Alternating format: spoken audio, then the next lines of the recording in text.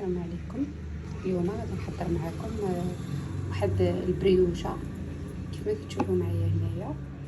عندي جوج ديال البيضات ها هما، وعندي واحد الحامضه ليمون محكوكه، وعندي قريصه ديال الملحه، وعندي الخميره الفوريه، وعندي خماره ديال الكيك، وعندي واحد نص كأس ديال العنب مجفف، وعندي واحد جوج معلقات ديال الزبده. المشاهدين يقدروا يديروا زبده ديال الحانوت، اي زبده ماشي مشكل، ديال البيسري. انا عندي زبده ديال البقره ماشي مشكل، انا ما كتعجبنيش هذيك الزبده ديال الحانوت، كل واحد واش ما كيعجبو. وهنايا بالنسبه للسنيده خديت كاس ديال السنيده، وخديت واحد الربع ديال الكاس ديال الزيت ها هو، وعندي واحد نص اطرو ديال الحليب. انا غادي نعبر منه جوج كوب ديال الكؤوس ها هما.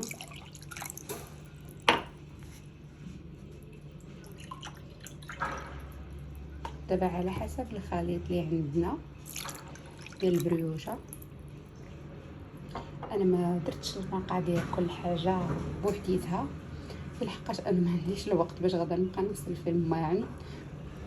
قلت انا من الاحسن غادا ندير كل شيء بمره، وديك الساعه غادا ننتظم الخليط ديالي ها هو. اللي بغا يديرو في الموليني كيديرو، واللي ما قدرش راه كيبقى كيخدم هكذا عادي. شوف كان ملي غادي يتجمع هاد الخليط ديالنا، نبقاو نزيدو عليه الدقيق تدريجيا، ونشوفوا لا جاتنا العجينه مازال خاصها تكون سائله، ساعه غنزيدو الحليب.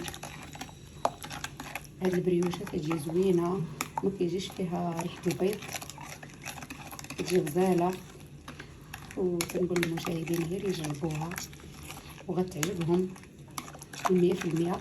ما يبقاوش يستغنوا عليها، يوليو دائما يحضروها. اللي بغى يرمي فيها الشكلاط يرمي، اللي بغى يرمي فيها التمر يرمي، كل واحد اللي عنده اي حاجه عندك في الدار بغيتي ترمي فيها هاد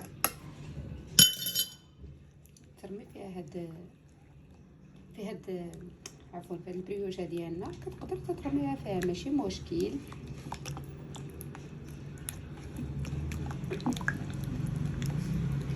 انا كنوريك على دوك التوابل ديالنا بالنسبه للخميره الفوريه والخميره الاخرى باش كيعطيو واحد المفعول.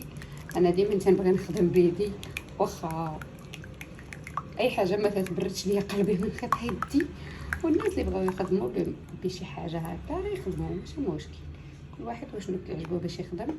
ودابا كنبداو نديرو الدقيق تدريجيا.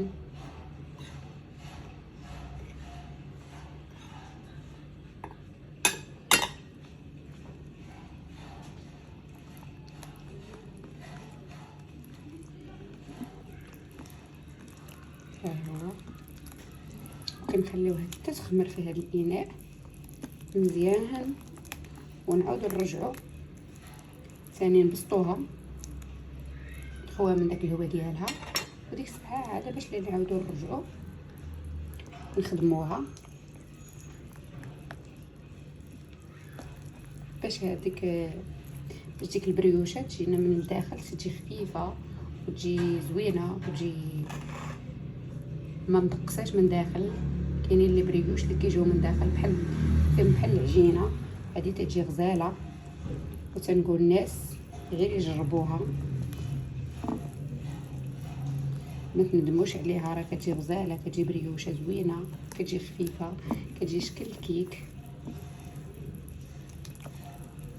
ديروها في اي مول. انا غنوريكم الخليط ديالها. بالنسبه للخليط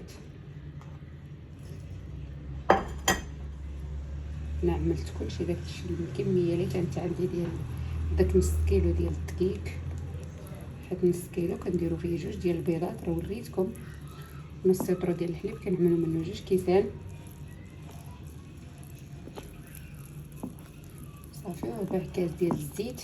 كيبغي يدير زيت الزيتون يديرو، توفر عنده زيت الزيتون يديرو.